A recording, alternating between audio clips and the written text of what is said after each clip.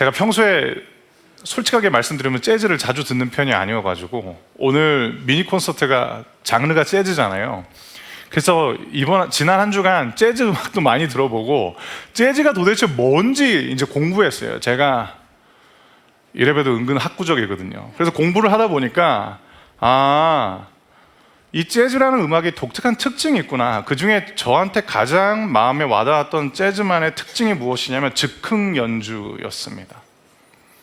클래식 음악의 악보에 기록된 그 약속들을 충실히 재현하는 데 중점을 둔다면 재즈는 연주자가 그 순간에 새롭게 만들어내는 음악이다라는 것. 우리 요한킴 님이 물론 저 유튜브 채널 구독했거든요.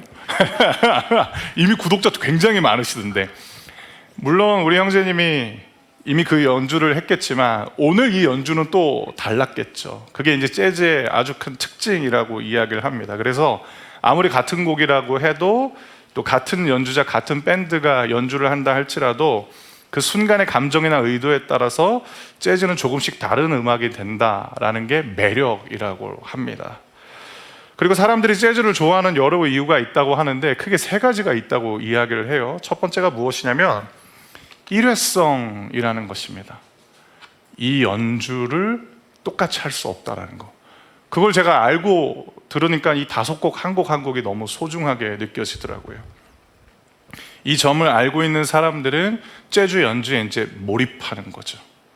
나는 지금 이 순간만 들을 수 있는 음악을 듣고 있다라는 생각을 하다 보니까 재즈에 한번 빠지면 헤어나오기가 어렵다라고 이야기를 합니다. 두 번째는 무엇이냐면 자유와 질서의 공존이라고도 이야기를 합니다.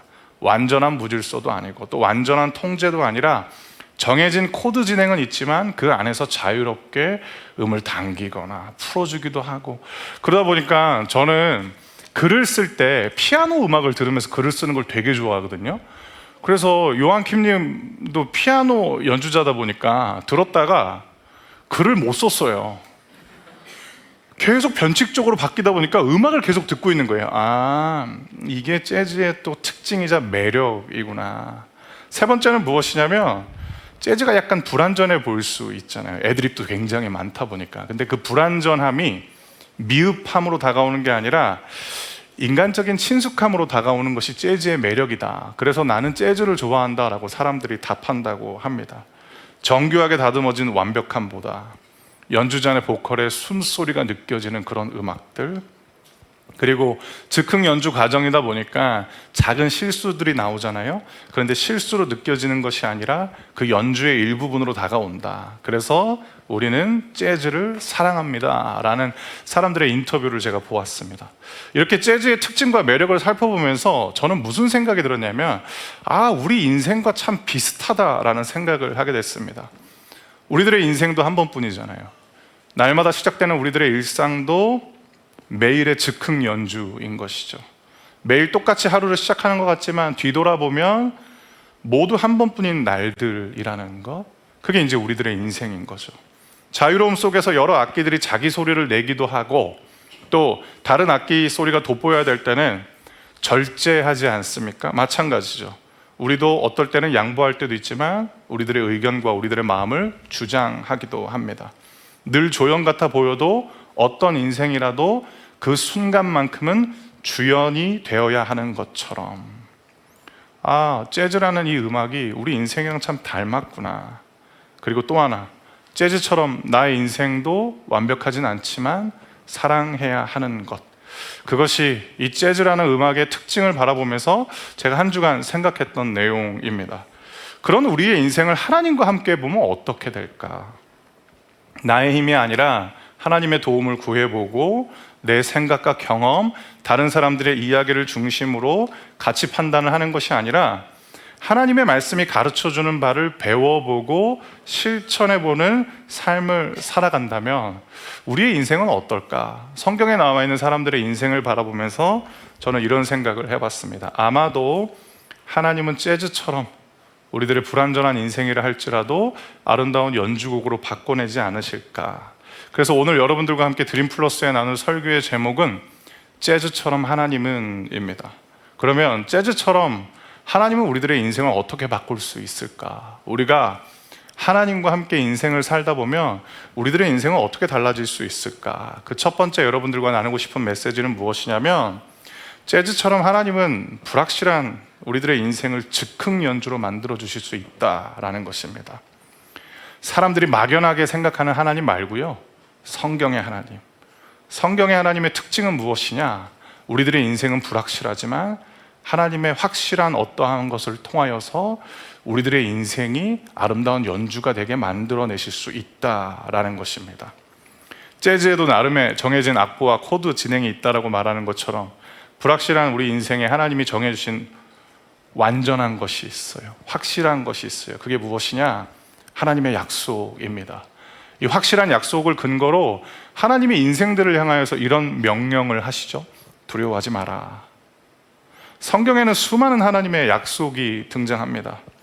그 중에 하나님은 당신이 특별하게 여기는 사람, 소중하게 여기는 사람에게 찾아오셔서 제일 먼저 그리고 공통된 약속을 하나 주시는데, 그게 무엇이냐? 내가 너와 함께 할 거야 라는 약속입니다. 자막을 통해서 창세기 28장 15절과 16절을 여러분들이랑 같이 한번 읽어보려고 하는데, 제가 15절 말씀을 읽고 여러분들은 16절 말씀을 읽어주세요. 제가 먼저 15절 말씀을 읽겠습니다. 나는 너와 함께하고 내가 어디로 가든 너를 지켜줄 것이다.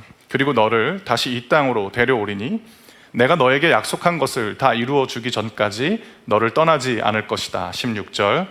그때 야곱이 잠에서 깨어나 말했습니다. 여호와께서 분명히 이곳에 계시는데 나는 그것을 모르고 있었다라는 이 말씀. 이 성경의 구절은 야곱이라는 한 나그네에게 주신 하나님의 약속입니다. 사실은 나그네라는 개념도 맞지만 도망자였어요. 떠돌이였습니다. 이때 야곱은 아무것도 가진 것이 없었고 그의 곁에는 누구도 없었습니다. 그때 하나님이 야곱에게 찾아오셔서 약속하신 거죠. 내가 너랑 함께 있을 거야 라는 이 말씀.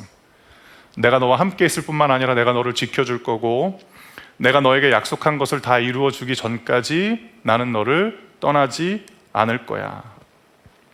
그렇게 꿈속에서 하나님의 약속을 들은 야곱이 꿈에서 깨어났을 때, 뭐야, 개꿈이잖아 라고 한 게 아니라 야곱이 뭐라고 이야기를 하냐면, 나 혼자 여기 있는 줄 알았는데 하나님이 약속하신 것처럼 지금 도망쳐온 이곳에 하나님이 나와 함께 계셨구나 라는 것을 깨닫게 됩니다. 그때부터 야곱의 인생이 어떻게 바뀌느냐? 불확실함은 여전히 존재했지만 하나님이 이어가시는 아름다운 연주로 바뀌는 인생을 살아갑니다. 야곱이 어떻게 됐느냐? 야곱을 괴롭히는 사람들은 더 괴로워졌어요. 왜냐? 하나님이 야곱과 함께 계셨기 때문에. 그리고 하나님의 약속대로 야곱이 정말로 어디에 있든지 하나님은 야곱과 함께 계셨어요. 야곱은 사실은 좋은 사람은 아니었어요. 그런데 그가 점점점 좋은 사람으로 변화됩니다. 왜 그랬을까? 그가 다짐했기 때문에? 아니요, 하나님이 그와 함께 계셨기 때문에. 이 역시 하나님이 함께 하시는 인생은 아름다운 연주가 된다라는 것을 보여주는 하나의 증거 중에 하나입니다. 야곱에게는 꿈으로, 그리고 지금 드림 플러스 예배에 오신 여러분들에게는 이 예배를 통하여서 하나님이 동일한 약속을 건네시는 거죠. 나 너랑 함께 할 거야. 네가 어디를 가든지 너를 떠나지 않을 거야. 내가 너에게 약속한 것을 다 이루어 주기 전까지 나는 너를 떠나지 않을 거야 라는 이 약속. 왜 그럴까? 굉장히 황당하게 들리는 약속처럼 느껴지죠. 그런데 이 약속을 주시는 이유는 딱 하나입니다. 하나님이 여러분을 사랑하시기 때문입니다. 마치 누군가가 여러분들에게 나 당신한테 첫눈에 반했어 라고 그런 경험이 아무도 없으신 것처럼 그냥 이렇게 저를 보시는데, 있으신 분들도 계시잖아요. 안타깝게 저는 없어요. 누군가가 나한테 나 당신에게 첫눈에 반했어 라고 말하는 것처럼 마치 하나님은 지금 여러분들한테 첫눈에 반한 사람처럼 다가오셔서 이렇게 말씀하시는 거죠. 내가 너와 함께 할 거야. 네가 어디를 가든지 나는 너를 떠나지 않을 거야 라는 이 말씀. 이 약속을 기억하고 하나님과 함께 하루를 시작하시고 하루를 마쳐 보시길 바랍니다. 여러분들의 인생에 불확실함이 사라지지 않는다 할지라도 여러분들의 인생 가운데 확실한 것이 하나 찾아오게 됩니다. 그게 바로 하나님의 약속이라는 것입니다. 두 번째 여러분들이랑 같이 또 나눠보고자 하는 메시지는 무엇이냐면, 우리가 하나님과 함께하고 나의 힘이 아니라 하나님의 도우심을 의지하기 시작하고 내 결정, 내 가치관만으로 살아가는 것이 아니라 하나님이 말씀하신 것을 배우고 하나님의 말씀하신 것을 실천해 보다 보면 우리들의 인생을 하나님은 또 어떻게 바꿔가시느냐, 재즈처럼 하나님은 우리의 인생을 수용성 있는 인생으로 바꿔가시는데 서로 다른 너와 내가 함께하게 만드신다라는 것입니다. 여러분 주변에 힘든 사람 있으시죠? 왜 없으시겠어요? 다 있죠. 다른 사람들은 그래도 괜찮은데 그 사람 앞에서만 가면 말이 헛나오는 사람들이 있을 수 있을 거예요. 그리고 마음이 불편해지죠. 그런데 그 감정은, 그리고 그 경험은 여러분만 하고 계신 건 아닙니다. 과거에도 지금도 사람들은 자신과 다른 성향을 가진 사람들과 맞춰가기 위해서 부단히도 애쓰고 힘들어 했습니다. 그래서 이 얘기를 들으면 대부분의 분들은 공감하시더라고요. 우리를 힘들게 하는 건 많은 일이 아니라 한 사람과의 틀어진 관계가 우리를 힘들게 한다라는 거. 여러분 동의하시나요? 그뿐 아니라 세상은 늘 차별이 존재합니다. 지금 우리가 살고 있는 이 세상의 계급과 신분이 진짜로 사라졌을까요? 여러분 어떻게 생각하세요? 계급과 신분이 진짜 사라졌어요? 대한민국 사회는? 어떤 분이 이런 얘기 하시는데, 목사님 대한민국 사회는 계급 사회예요, 백화점만 가도 다 달라요, 막 이런 얘기를 하시는데, 끼리끼리 어울리는 거 불편하지만 우리는 받아들여야 되는 거죠. 왜냐? 그게 우리가 살고 있는 세상이니까. 어떤 사람들은 돈으로 그룹을 형성하고, 또 어떤 사람은 학벌로 만나는 사람들을 형성하고, 또 어떤 사람들은 자기가 현재 속해 있는 소속으로 사람을 구분하죠. 너는 우리와 함께 만날 수 있는 급, 너는 안 된다라는 거. 씁쓸하지만 대부분의 대한민국 사람들은 다 받아들이면서 살고 있는 현실인 거죠. 우리는 나와 다른 유형의 사람들과 함께하는 것보다 편을 가르고 등급을 매기면서 내 편의에 맞는 사람들 가까이 하는 것에 너무 익숙하고 능숙해요. 그리고 누군가에게 호의와 친절을 주고받는 일에도 매우 미숙합니다. 주는 일이 잦아지면 손해보는 것 같아서 마음이 불편하고, 받기만 하면 우리들의 마음 한켠에는 내가 이걸 어떻게 갚을 수 있을까, 그리고 저 사람은 과연 나에게 무엇을 요구하고 있을까라는 마음 때문에 우리는 받고 있음에도 불구하고 고마움보다는 불편함이 점점 좀 커질 때가 있는 거죠. 그게 우리의 모습입니다. 그런 우리가 나와 다른 사람들과 함께 한다는 것은 사실은 불가능해 보이는 거죠. 그래서 많은 사람들이 이런 얘기를 합니다. 다 끼리끼리 만나는 거야. 다 나랑 맞는 사람들이 있는 거고 맞지 않는 사람들과는 함께 할 수 없는 거야. 그런데 하나님이 이 세상의 통념과는 다른 이야기를 꺼내셨습니다. 한 존재를 통하여서 서로 다른 사람들을 함께하게 하셨는데 그 존재가 바로 예수이십니다. 이번에는 갈라디아서 3장 26절부터 28절 말씀인데요, 이 말씀도 저와 여러분들이 자막을 통해서 한 절씩 읽어보도록 할게요. 제가 먼저 26절을 읽고 27절은 여러분들이 읽겠습니다. 여러분은 그리스도 예수를 믿는 믿음을 통해 하나님의 자녀가 되었습니다. 여러분은 모두 세례를 받아 그리스도와 연합하였으며 그리스도로 옷을 삼아 입었습니다. 그리스도 안에서는 유대인이나 그리스인이나 종이나 자유인이나 남자나 여자나 차별이 없습니다. 여러분은 그리스도 예수 안에서 모두 하나입니다. 아멘. 27절 말씀 자막으로 한번 띄워주시겠어요? 그리스도로 옷을 입었다라는 것. 그리스도로 옷을 삼아 입었다라는 것은 어떤 의미냐면 신분이 그리스도로 인하여서 통일됐다라는 것입니다. 이때가 로마 제국 사회였어요. 겉옷은 신분을 상징합니다. 근데 우리나라도 요즘도 비슷한데 내가 입고 있는 브랜드가 내 신분이라고 착각하는 사람들 진짜 많잖아요. 그런데 여기서 이 말씀은 어떤 걸 의미하냐면 예수 안에 있으면, 예수가 중심이 되면 신분이 사라지게 된다. 예수 안에서 하나 될 수 있다라는 것입니다. 이 글이 언제 쓰여졌느냐? 약 2000년 전. 약 2000년 전에 처음 이 말씀을 받아들였던 사람들한테 어떤 변화가 일어났냐면 함께 할 수 없다고 생각하는 이들과 함께하는 일들이 일어났습니다. 유대인, 그리스인, 종, 자유인, 남자, 여자 함께 모여서 그들이 무엇을 이루었느냐? 교회. 지금처럼. 우리 다 다르잖아요. 우린 신분이 다르잖아요. 우린 성도 다르잖아요. 그런데 예수 때문에 함께 모여 있는 거죠. 그런데 이들한테 예수를 중심으로 모였을 때 교회를 이룬 것으로 끝났느냐? 아니, 그러지 않았어요. 이 시대로부터 또 오랜 시간이 흘렀습니다. 18세기가 됐습니다. 이 갈라디아서 3장 26절부터 28절 말씀을 그냥 사람들이 외치는 슬로건으로 받아들이지 않고, 그리고 유토피아적인 환상이 아니라 하나님의 말씀으로 받아들이는 사람들이 새로운 운동을 일으키기 시작합니다. 그게 무엇이냐? 노예제 폐지 운동. 그러니까 이들은 견딜 수가 없었던 거예요. 그리스도 예수 안에 있으면 남자, 여자 하나, 종, 자유인 하나, 혈통은 더 이상 장벽이 되지 않기 때문에 이들은 예수 안에서 하나됨을 추구했고, 그 18세기 크리스찬들이 했던 일들 중에 하나가 무엇이냐? 노예제 폐지 운동이었습니다. 그리고 19세기 때 이제 영국에서부터 노예제 폐지가 제도화되기 시작했던 거죠. 그런데 기독교가 이 운동을 시작하자 갑자기 기독교를 향한 세상의 시선은 두 가지로 완전히 나누게 됩니다. 첫 번째 시선은 무엇이냐?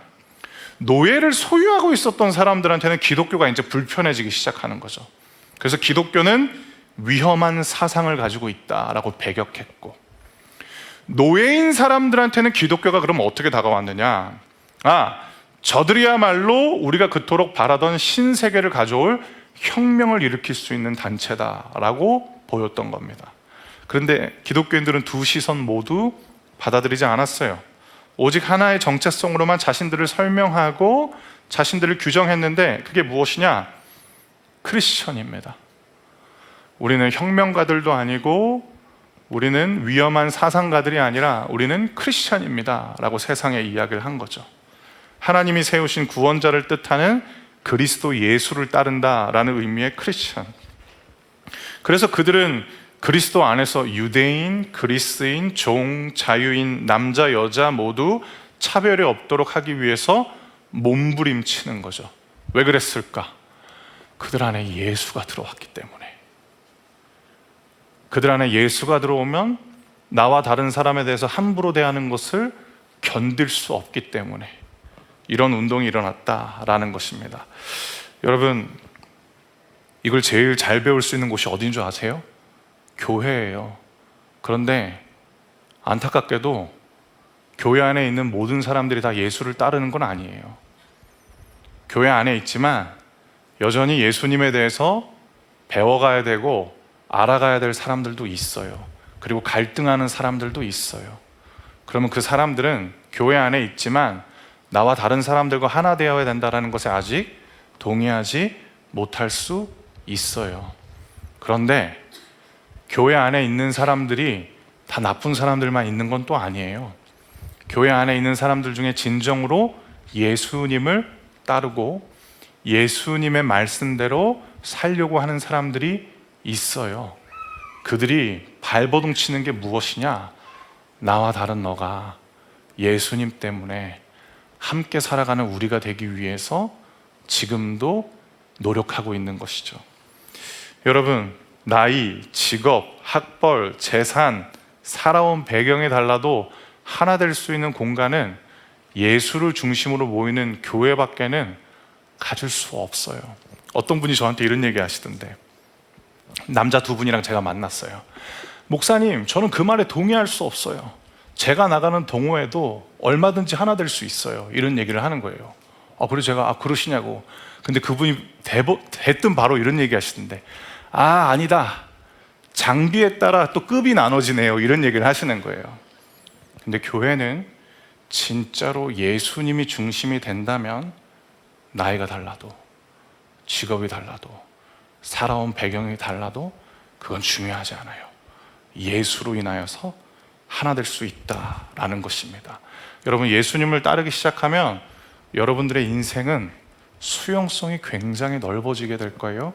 마지막으로 세 번째, 여러분들과 나누고 싶은 세 번째 메시지는 무엇이냐면, 여러분들이 하나님과 함께 살아가시다 보면 하나님이 여러분들을 어떻게 만들어 가실 것이냐, 불완전한 대상을 사랑할 수 있는 존재로 바꿔 가실 겁니다.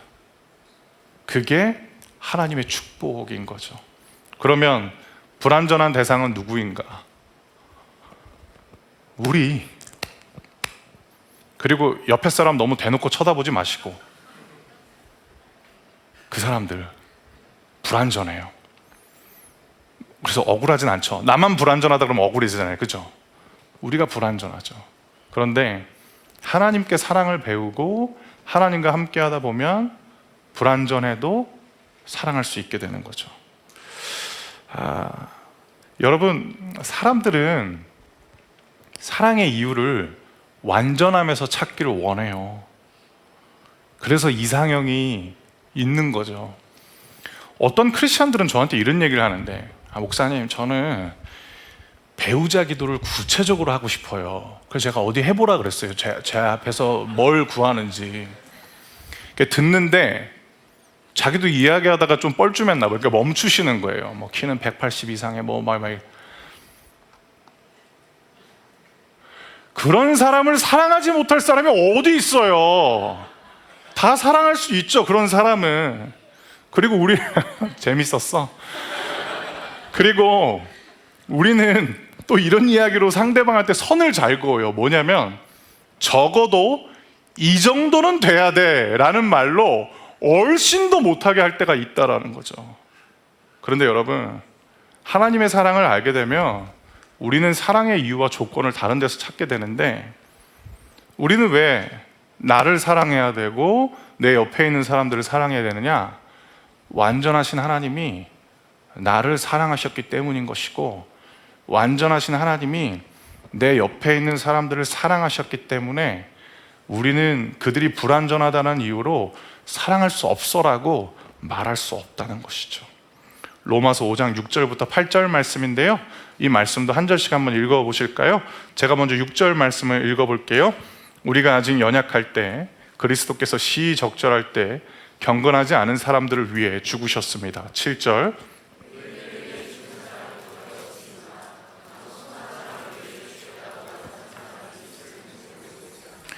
그런데 그리스도께서는 우리가 아직 죄인이었을 때 우리를 위해 죽으셨습니다. 이것으로써 하나님께서는 우리를 향한 그분의 사랑을 나타내셨습니다. 아멘. 하나님이 가르쳐 주신 사랑은 이런 거예요. 완전해서 사랑한 게 아니래요. 심지어 불완전할 때 사랑하셨대요. 이것이 우리를 향한 하나님의 사랑입니다. 그럼 이제 우리 이야기로 돌려볼까요? 내가 좋은 사람이라서 하나님이 사랑하신 게 아니에요. 내가 좋은 크리스찬이기 때문에 하나님이 사랑하신 게 아닌 거예요. 그냥 나라는 존재를 하나님이 먼저 사랑하셨어요. 하나님이 나를 사랑하셨기 때문에 내가 크리스찬이 될 수 있었던 것이고, 점차 나은 사람으로 변화될 수 있는 거예요. 그처럼 사랑은 불완전한 우리를 변화시켜가는 것이지, 완전해야만 사랑받을 수 있다는 것은 하나님으로부터 온 메시지가 아닌 것입니다. 저를 좋은 사람이 되고 싶게 만드는 사람들이 있어요. 그 사람들의 특징은 무엇이냐면, 불완전하지만 저를 사랑해주는 사람들이에요. 그들의 사랑이 저를 성장하고 싶게 만들고 저를 성숙해지고 싶게 만들어가는 거죠. 그리고 그런 사람들을 통하여서 제가 믿는 하나님의 사랑을 또 깨달아 가는 거죠. 여러분, 완전하기 때문에 사랑하려고 한다면 결국 우리는 누구도 사랑할 수 없습니다. 또 하나, 네가 너무 나한테 천생연분이기 때문에 사랑해 라고 그 이유를 자꾸만 상대방한테 들이대면 어떻게 되느냐? 맞아요, 우리들의 사랑도 결국 식어져 갈 뿐입니다. 처음에는 완전해 보여도 시간이 갈수록 불완전해질 수밖에 없는 것이 인간의 연약함이기 때문인 것이죠. 하지만 하나님은 다른 사랑을 가르치십니다. 불완전한 대상을 사랑함으로 그 대상이 가지고 있는 아름다움이 드러나는 것이죠. 이것이 하나님이 연주하시는 인생들의 사랑 방식입니다. 완전하지 않아도 괜찮아요. 사랑으로 받아들이면 그 안에 있는 고유한 아름다움이 피어나기 시작하는 거죠. 이제 오늘 설교의 결론을 내리도록 하겠습니다. 오늘 드림플러스에 와주신 여러분 한 분 한 분 예수님의 이름으로 축복합니다. 여러분들의 인생을 하나님과 함께 해보시길 바랍니다.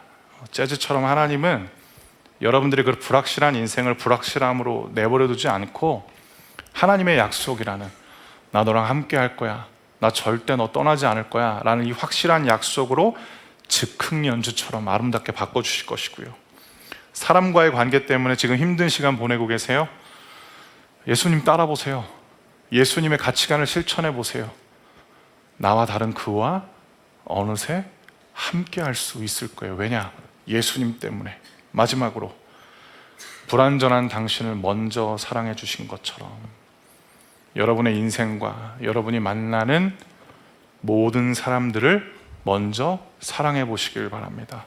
여러분도 그 사람도 그 안에 있는 아름다움을 하나님께서 꽃피워 주실 것입니다. 이 축복이 오늘 드림플러스 예배에 오신 모든 분들에게 임하길 주님의 이름으로 축원합니다.